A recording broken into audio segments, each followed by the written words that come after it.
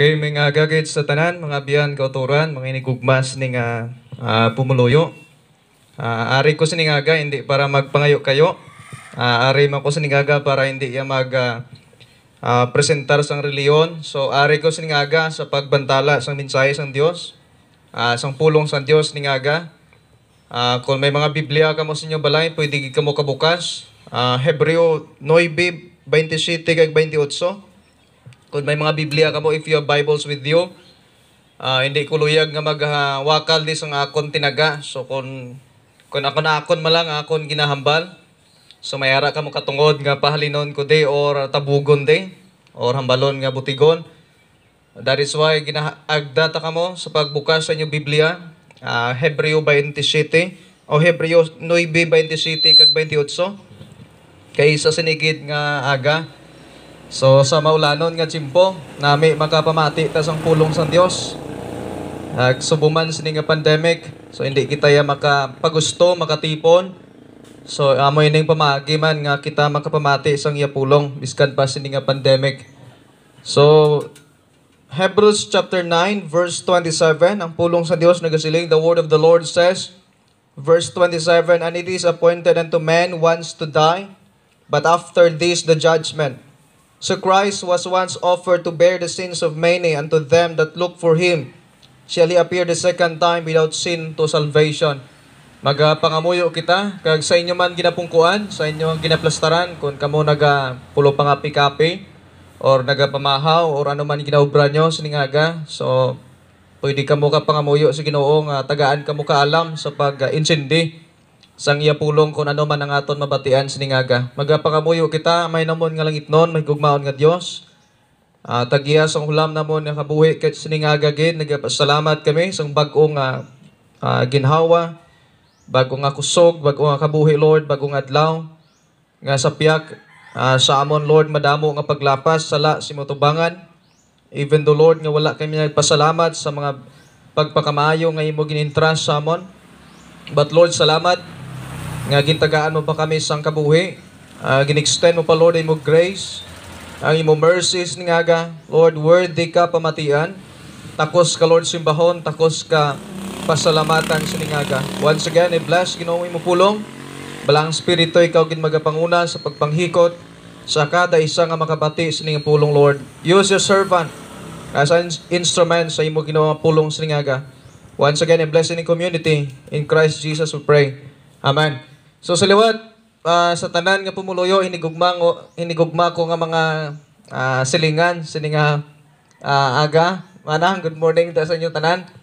Kagari ko singaga para sa, actually, ginahimo na mo ni kada adlaw sa lain-lain nga sityo sa Barangay Mugaan and also Barangay Tigluwigan. Kag we are hoping maybe someday nga i-grant sa Ginoo nga makalabot kita sa tanan nga barangay sang Cadiz kag tanan nga barangay sa Sagay if God is willing. So inigugmaton antas nga nga aton nga ginbasa, the importance of the blood sacrifice of Jesus Christ. So ang aton tunan sa nga way na sang iban pa nga pangalan nga ginadala ko sa nga among ngalan ni Kristo Jesus. Ang ngalan ni Kristo. So the importance of the blood sacrifice of Jesus Christ, ang pagkaimportante sang paghalad sang dugo ni Kristo Jesus dito sa cross sa Kalbaryo. We know that nakabalo kita sina nga may napatay nga manluluwas, may natao sa Bethlehem, may natao nga Jesus nagpakatao, Dios siya anay nga nagpakatao, ginbiyaan niyang langit, ginbiyaan niya ang authority, kag nagpakatao sa nagpakaimol, nagpakapigado sa kapanimalay ni Maria kag ni Jose. So we know that lapit ng December, ga-celebrate kita sang Christmas, ga-celebrate kita sang birth of Jesus Christ. But hinigugma, I hope nga hindi lang December naton madumduman si Christ. Hindi lang every December, hindi lang every 25 sang December.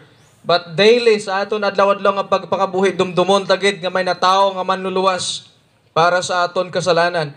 So may tatlo kita kabutang nga makita sa ginbasa ta hinigugma sa ningaga. So hambas ang verse 27, pagbabasahon ko sa English kay i-translate ta lang ini. And it is appointed unto men once to die, but after this the judgment. 28. So Christ was once offered to bear the sins of many, and unto them that look for Him shall He appear the second time without sin unto salvation. So hanbas ang 27, sanglid kaging tangdo sang tao nga mapatay sing makaisa, apang sa tapos sini amo ang paghukom. So bangod sina si Kristo ginahalad sa pagkarga sang mga kasalanan sang kadaman sa ila nga magatulok sa iya, kag magapahayag siya sa ikaduha nga tinion nga wala sing sala sa kaluwasan.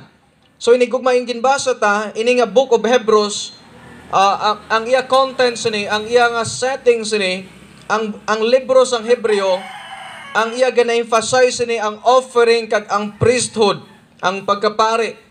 But iniman nga Book of Hebrews gina-emphasize that no one is perfect, no one is worthy, better sacrifice. Why isang perfect?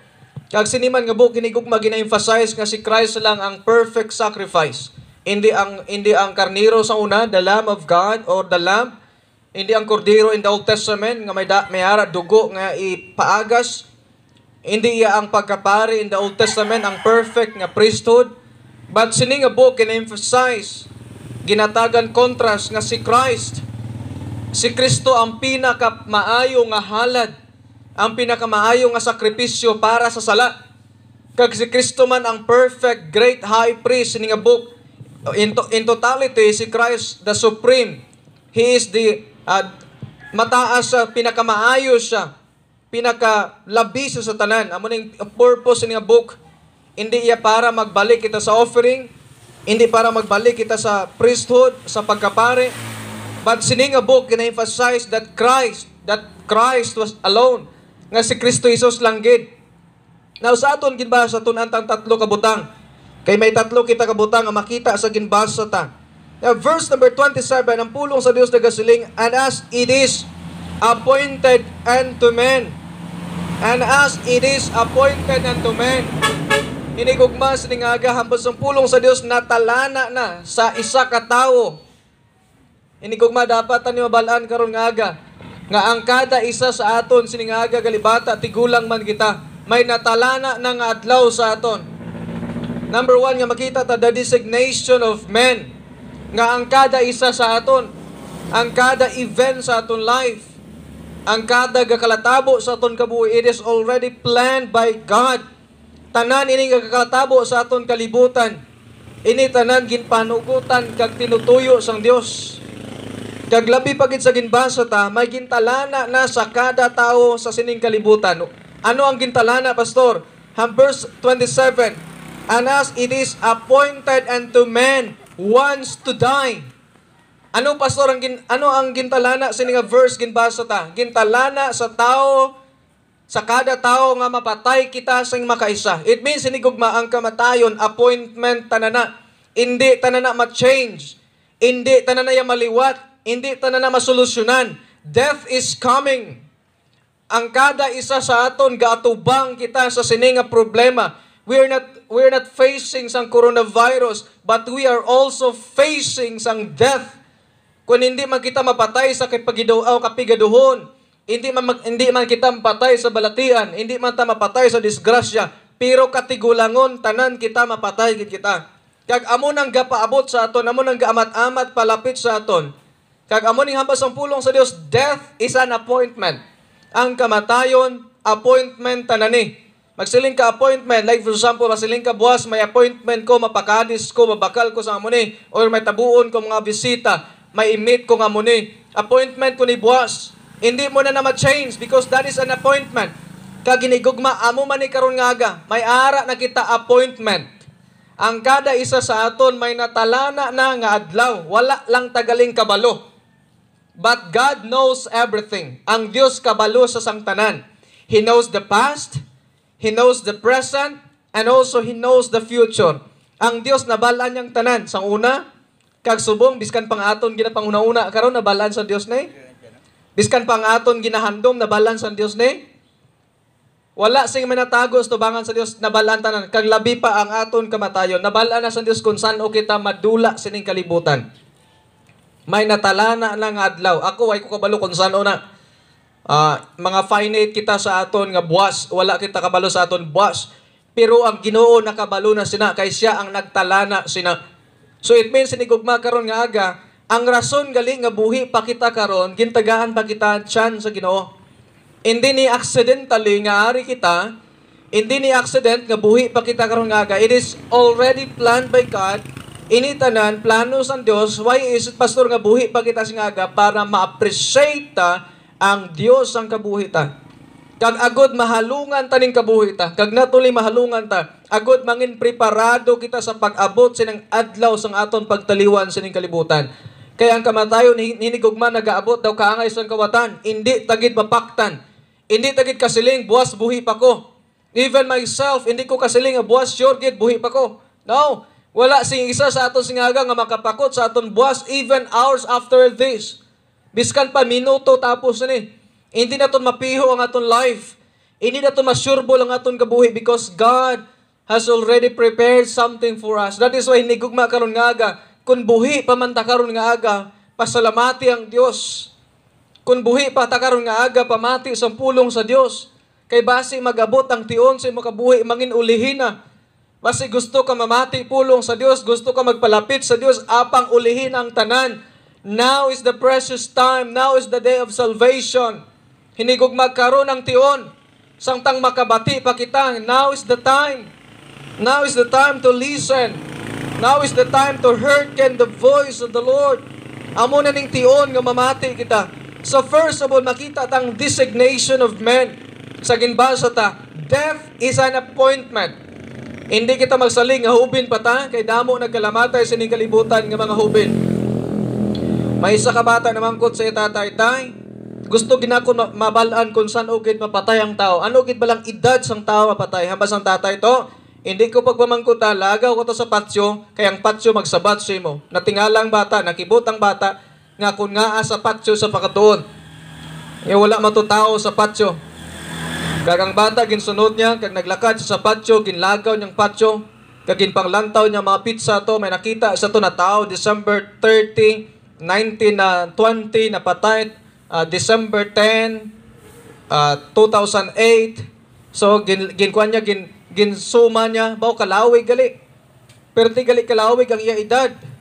Kaya tumatong nga tao, 1940 napatay, 1950. So pila lang katuig ang iya pagtiner. May sa duga sa unahan, may nabasa man sa 1993 na tao napatay 2010. May natao sa piyak 2010 napatay 2005 o 2015. May isa sa nakita, pinakalas nga nakita niya, January 1, 2010, napatay man January 1, 2010. Kagambali, wala kalabot sa kadlaw ang iya pagtinira sa kalibutan. Kag dito niya nakita inigugma, nga ang kamatayon gali wala gapili, bata tigulang man. Ang kamatayon magabot, kag hindi naton mapaktan. Ang kamatayon magabot sa aton. Daw kaangay sa kawatan, wala galisensya ang kamatayon sa aton. Kaya man, pastor, nga mo ni, kaya ang kada isa sa aton may natalana ng adlaw. Way lang tagaling ginpabalo. I don't know kung anong reaction ta kung tabalon ta sa Dios. Kung nabalon kita bisin nga agas ang Ginoo kay buwas or sa December 30, 2020 mapatay ka na. I don't know kung samtang gamat-amat palapit ang December 30, samtang gamat-amat nga palapit nga adlaw guro garatol kita, gasala kita. Grabing problemata nga biyaan tanang tanan. Wala tagin pabalo sa Ginoo sining adlaw. Why is it? Para mangin preparado kita, para hindi ta pag-usikan ang aton kabuhi sa walay pulos nga libuon sining kalibutan. Ang Dios kabalo sina apang wala lang tagaling ginpabalo niya. Salamat sina. Agod hindi kita magratol. Agod mangin preparado kita. Agod nga gamiton tang aton kabuhi sa hindi usik sa bisyo sining kalibutan. Ano man ang buluhaton sining kalibutan, drugs sining kalibutan. Agod hindi ta pag-usikan ang aton kada inadlaw. Life is short. Ang kabuhi lipot lang gid, kag ang kamatayon sigurado gid nga magabot sa aton. Hindi ta na masolusyonan bisan ikaw pa ang pinakamanggaranon nga tao sa kalibutan, magabot kag magabot gyapon. Ina ang kamatayon sa aton, hindi ta na malikuan. That is why instead preparahan ta na nga day. Pastor, paano ta maka-prepare? Now amo ni aton tunan singaga. Verse number 27 namba sa pulong sa Dios. And as it is appointed unto men once to die, but after this. Try to notice gilang Bible nagsiling, ang pulong sa Dios nagasiling. And after this. After what? Amba sa pulong sa Dios, and it is appointed unto man once to die, and after this, the judgment. Ano gali ang next? Ano ang dason sang kamatayon? Amo ang paghukom. Sino ang mahukom, pastor? Amo ang Dios. Nga ahukman kita tungod sa aton pagkabuhi sa ning kalibutan. Kung nagkabuhi kita sa kasalanan, nagkabuhi kita sa bisyo sa ning kalibutan, nagpatuyang kita sa ning kalibutan, wala tagana sa Dios, wala tagana mamati pulong sa Dios, wala ta nagigugma sa Dios, gininvest ang aton life sa walay pulos kilimuan, one day mag-atubang kita sa nga judge. Kag tandaan ta, ang Dios righteous nga judge, hindi sa unrighteous. Magsiling ka righteous judge, wala sing sala nga hindi pagahukman sa Dios. Wala sing sala nga maka-escape sa Dios. Tanan nga sala naton, hindi ni naton matago sa tubangan sa Dios. Biskan magpakasala pa kita sa dalom sang duta, ang Dios kabalo sina. Biskan wala pa sing tao nakakita sa paghimo ta sang sala, pero ang righteous nga God, ang righteous nga judge, one day magatubang kita kag makibot kita nga ang tanan ta nga ginhimo sa ning kalibutan, i-reveal niya one day sa ibabaw. That is why hinigugma, amo pa gining danger nga ginatubang ta karon. Hindi lang kay gatubang kita sang virus, corona, hindi lang gatubang kita sang kamatayon, but also gatubang kita sang righteous nga judgment. Hindi kita ka-escape. Hindi naton ma-negotiate ang sala sa Dios. Hindi ta mapangayuan patawad ang sala one day dito sa tubangan sang korte sa Dios ngaman. Kay sang buhi pa kita gin-offeran kita sang mercy, gin-offeran kita sang grace, gin-offeran kita sang goodness of God. I believe siningaga hinigugma ining hangin nga aton ginaginhawa karon, it is because of the mercies of God. Ining aton ginagamit nga kabuhi karon, it is because of His goodness. Tanan nga ara sa aton sa ning kalibutan, it is only by the goodness of God. Nothing from that. Wala kita sa ning kalibutan kung wala ang Dios. Wala kita may naangkon sa ning kalibutan apart from God. It is only by the grace of God. All that we have, it is because all of His mercy. That is why, nigugma karon nga aga, may ginatubang kita nga day of judgment. Kung ang judge ning kalibutan, ka-guilty ka, pero kung may kwarta ka, pwede mo lang mabayran ang korte. Pwede mo lang mabayran ang judge nga man, pastor, mabayran mo ang judge because ang judge nga tao sa ning kalibutan, unrighteous siya. Pwede lang sa mabakal sa kwarta. Pwede lang sa bisan guilty ka, pero kung may kwarta ka lang, mahimo mo nga mangin not guilty ka sa kaso mo. Why is it? Because ang judge sa sining kalibutan, hindi matarong nga judge. Pero ang Dios hindi naton madala sa kwarta. Ang Dios hindi naton madala sa anuman nga klase himuon ta one day sa tubangan niya. That is may gin prepare sa nga kasingkal, may gin prepare sa nga pag-antos, may gin prepare sa nga doom, may gin prepare sa nga damnation, may gin prepare sa nga destruction, the lake of fire, hell. Amo nang linaw nga kalayo ang gin-prepare niya. Why is it, pastor? Because ang iya judgment, righteous nga judgment. Hindi pwede ka escape ang sala sa tubangan sa Dios. Kag amo ning ginatubang ta hinigugma. Karon nga aga, number 1, not only the designation of man, but number 2, the damnation of man. Tanan kita nga tao tungod makasasala kita hambas ang Roma 3:10. Wala sing matarong, wala biskan isa. Tanan nga tao sining kalibutan, anuman klase nga rasa, Pigado man, Manggaranon man, Hudiyo man, Amerikano man, Chino man, or Filipino man, tanan kita, makasasala kita. Sa aton may mga ginapagwa kita nga tinaga, nga walay pulos, pamuyaya, mga green jokes, mga binastos, chismis, ginapakalain tang iban nga tao. Sa aton panguna-una, maglabay ang tupad tang balay, nga ang tsura kalaway, galain ang aton paminsaron, ginalibak na sa nakasala na kita sa Dios. Sa aton pangununa, number 1, yung aton hununa sa pagkamakasasala. Tanan kita, hindi nato ni ma-ignore. Bata tigulang makasasala kita tanan. Dahil so itungod makasasala kita. Ara kita sa idalom sang kasingkal kag kaakig sa Dios. Hindi kita ka-escape sina. Sa aton ginahimo, kung gapamuksi ka na bulak, bisan gamay lang sa tupad balay, nakapangawat ka na. Abi mo ang kawat, 1 milyon lang, 1,000, no? Bisan isa na kasintimo na ginkuha mo, kawat na na. Kag sa tubangan sa Dios, counted nga sin. That is why inigugma. Anong punto, pastor, ginamin mo nga? I am trying to say that we are all sinners. Tanan kita makasasala kag hindi ta na mapanghiwala, hindi ta na ma-deny. Every day.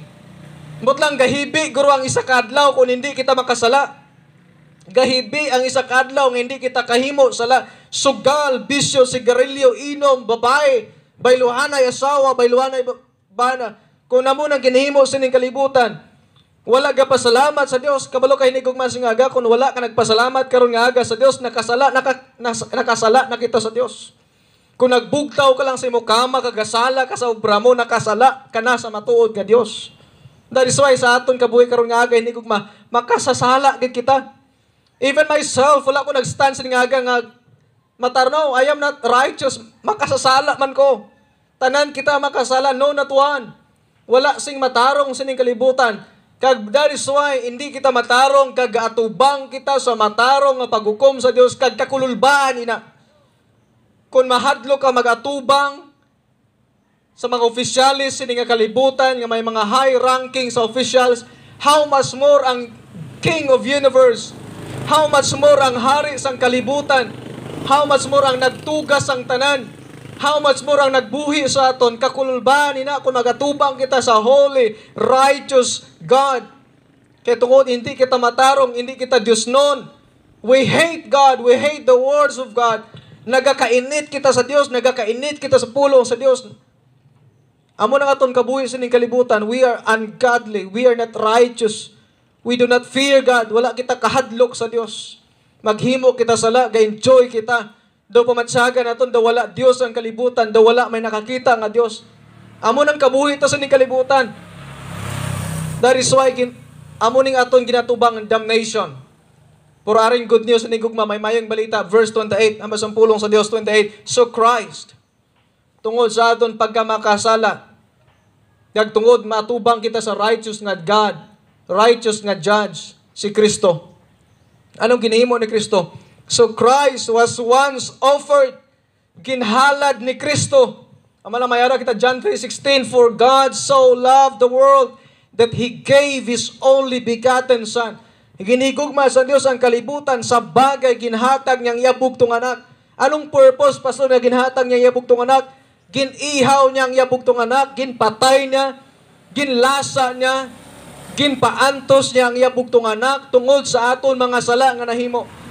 Amo nang ginhimo sang amay sa iyabugtong anak, ginpatay niya tungod sa kasalanan sining kalibut nga supposed to be ang sala naton, kita man dapat aning maantos kay kita nakasala. Abang si Kristo ang napatay, si Kristo nag-antos, si Kristo ang namayad sa aton sala nga nahimo kag ginahimo. Wow. What kind of love is that? Ano klase nga gugma? Nga hindi matatani ang ngayan higugmaon kay wala man kita gahigugma sa Dios. Hindi matatani ang ngayan pakamatyan. Hindi matatani ang ngayan tubuson. Ang ngayan matatani babayan. Ang ngayan matatani isikway sa Dios. Ang ngayan matatani pandunuton sa Dios kay kitang nagahimo sala kada adlaw. Apang ang Dios naluoy sa aton. Ginpadalaan kita sang manluluwas, ginpatay niya, ginihaw niya ang iya bugtong anak sa krus sa Kalbaryo para sa aton mga sala. Wow. Grabe nga good news ini. Grabe nga balita ini nga may Dios nga ginihaw niya ang iya bugtong anak para sa sala, sa hindi niya kaano-ano. Mga tao nga gintugan niya kag mga rebuilde sa iya. Apang ginihaw niya, number 1, the designation of men. Number 2, the damnation of men. But number 3, the last, the satisfaction of God. Salamat si Kristo ang nagsatisfy sang kainit, kasingkal sa Dios sa sala. Siya ang nagpaumpaw, siya ang nagpatunga para kita nga tao makaangkon paglaom, para kita nga tao may hope sa ning kalibutan. Dahil so hinigugma karon nga aga, come to Christ, palapit kay Kristo Jesus. Siya lang ang aton hope, siya ang aton righteous nga judge, siya ang aton attorney. Sa iya kita magpalapit para husayon niya ang aton kaso sa Dios. Ginbayran niya ng aton mga sala. Verse number 28, ang masampulong sa Dios, to bear the sins of many, para kargahon ni Kristo ang aton mga sala. Kita ang naghimo sala, kita nangawat, kita namutig, kita nansismis, kita ang gapalayo sa Dios. Pero si Kristo ang nagnaog sa langit, nagpakamatay para sa aton. Grabe nga klase gugma sa Dios. Grabe nga kaayos ang Dios. Nasa nakasala si ibag siya dan ginpalaya sila sa paraiso sang Garden of Eden. But salamat sa Kalbaryo si Kristo ginbalay niya liwat. May access ng tao, makapalangit ang tao, not because ang religion. Hindi reliyon makaluwas sa nigugma. Hindi ang aton may binuhatan makaluwas si Kristo makaluwas sa aton, siyang napatay sa krus sa Kalbaryo. Kag in-announce sa krus sa Kalbaryo, it is finished. Tapos ng tanan, wala ka na sa may dugang pa. All you need to do is to come to Christ, repent. Ang himuon mo karon nga aga is to repent. Hinulsol talikdi kay niting sala, bayaing sala.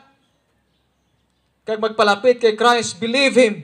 Sa ligi nga si Kristo Jesus ang nagpakamatay para sa imo sala agud makaangkon kapatawaran. So hamba sa 28 hamba sa Bible, to bear the sins of many. Anong rason nga si Kristo ginhalad? Para sa sala. Wala si Kristo nagkadto sa cross para mag-demonstrate sang iyang pagagamhanan. Ginkarga ni Kristo ang cross, the old rugged cross, para i-demonstrate nga siya ang offering sa aton sala. Paano, Pastor, mag-effect ang ginhimo ni Christ? Verse 28, and unto them that look for Him. Karon nga aga, look to Christ. Tuluka si Kristo Jesus. Tuuhi si Kristo Jesus karon nga aga.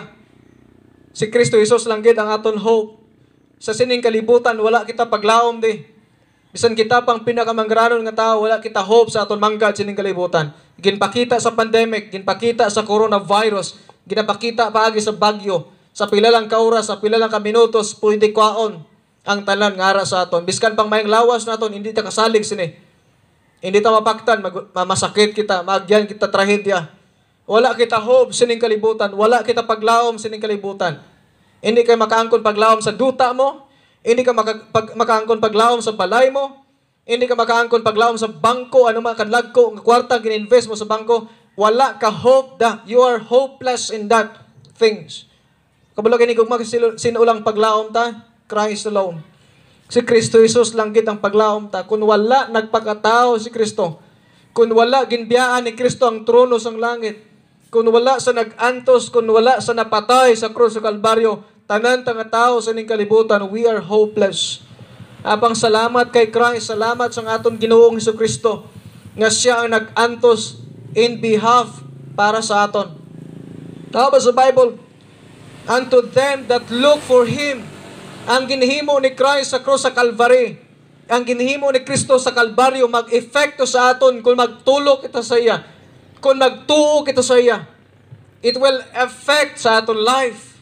Now verse number 28, the Bible says, look for Him, shall He appear the second time. One day, kung imo saligan si Christ karon nga aga, makita mo one day si Christ sa place of glory. Sa kalangitan, what an exciting day. Nga ang nagpakatao, ang nagantos para sa aton sala. One day makita ta sa kalangitan. Wala man ta kakita sa iya sining kalibutan, pero one day salamat. Ya kung saligan ta si Christ, kung atot sa tuuhan, kung magpalapit kita kay Christ karon nga aga, one day we will see Him as He is. So the importance of the blood of sacrifice of Christ, ang pagkaimportante sa ginhimo ni Kristo sa krus sa Kalbaryo. Why is it, Pastor, nga importante? Because first of all, may designation kita. The designation of man, ang kamatayon na natalana na, na-set na, na-finalize na, na-fix na. Ang kada isa sa aton may natalana ng adlaw nga mapatay kita. Kag amo nang ginatubang tangad danger. Danger katama. Ang ginatubang takag amo ning ginakahadlokan naton. Hadlok kita mapatay. Amo ning ginatubang sang tao sining kalibutan, hadlok sang tao mapatay. Kamat, Pastor, hadlok sang tao mapatay because wala sila kabalo kung anong tapos sini. Kag anong matabo sa tapos ang kamatayon. Ang hambas ng Bible, ang hambas ng pulong sa Dios, sa tapos kita mapatay, pagahukman kita. Kag tapos pagahukman kita, idagdag kita sa damnation, place of suffering, the eternal suffering. Walay katapusan nga pag-anto sa linaw nga kalayo, tungod makasasala kita. Apang salamat si Kristo, ginsatisfy niya ang kasingkal sa Dios sa sala. Nagpakamatay sa in behalf sa aton. Ginbayran niya ang aton mga sala. But if you will not come to Christ, kung hindi ka magpalapit kay Kristo karon nga aga, you will see the the fierceness of His wrath. Matilawan mo gid kung ano kabangis ang Dios sang iya kaakig sa sala. Gani karon nga aga, I am begging you hinigugma, tanan nga nakabatis ning mensahe, come to Christ. Hindi pagsaliging kaugalingon mo, hindi pagsaliging reliyon mo. Not your religion can save you. Not your religion, not your works, not yourself, but Christ alone. Si Kristo Jesus lang ang napatay sa krus sa Kalbaryo nga nag-announce, it is finished. Humble ni Christ, John 14:6, I am the way, the truth, and the life. No man cometh unto the Father but by me. Wala sing tao makakadto sa Amay kundi paagi kay Kristo. Hindi paagi sa reliyon naton. Hindi paagi sa binuhatan ta. No. Hindi ang aton kaugalingon ang makaluwas sa aton. Si Kristo Jesus lang gid ang makaluwas sa aton. That is why karon nga aga, palapit kay Christ. Believe Him. Trust Him. Saligi si Kristo. Surrender to Christ. I-entrust mo life kay Christ. Repent and believe Him. Repent, hinulsol ka sa mga sala mo. Kag magsalig kay Kristo Jesus sa imo kabuhi karon nga aga. I hope tatlo ka butang makita ta, the designation of man, the damnation of man, but lastly ang good news, the satisfaction of God in Christ Jesus. Let us pray to our most precious loving Father. Lord, we thank you. We bless your name. We exalt you, Lord, sa sining a place. Why na kami sang iban pa nga burdens, ang groanings, Lord, sining a place, that your name be glorified in this place. Ang imo work sa Calvary, Lord, ma-refreshed. Kebasi, Lord, ining katawan sining nga duog, gasalig sa kaugalingon, sa religion. But Lord, I am begging, we are begging you, O God, touch everyone's heart sining aga, that they will come to Christ, believe Him. Kabay pa, Lord, na convince sila that Christ alone can save us from the wrath nga gintigana mo sa amon. Lord, salamat sa ning privilege. Lord, salamat sa imo grace. Salamat sa ning bag-ong adlaw. Dalayawon ka nga Dios sa amon kabuhi. Balang Espiritu, ang amon pangamuyo, nga ikaw magapanguna, magapanghikot sa mensahe nga nakabati sa ning aga. Lord, sa ning tinion, we entrust to everything, our lives, ang amon kabuhi, Lord, gamitan ni for your glory, not for ours, Lord. All these things we pray, and we give you praises. In Christ Jesus we pray. Amen and amen. Sa liwat, may aga sa tanan nga pumuluyo sa nga duog sa nga sininga place, mga silingan ko, salamat gid sa inyong pagpamati, biskan pa sa wala na mati, salamat gid. Dalayawon ng Dios. We love you, we care for you, and we are praying for you. Nagapangamuyo kami sa inyo. May the Lord bless sa sining community. May the righteousness of Christ reign in this place. May the holiness of Christ mag-reign in this place. God bless you and good morning.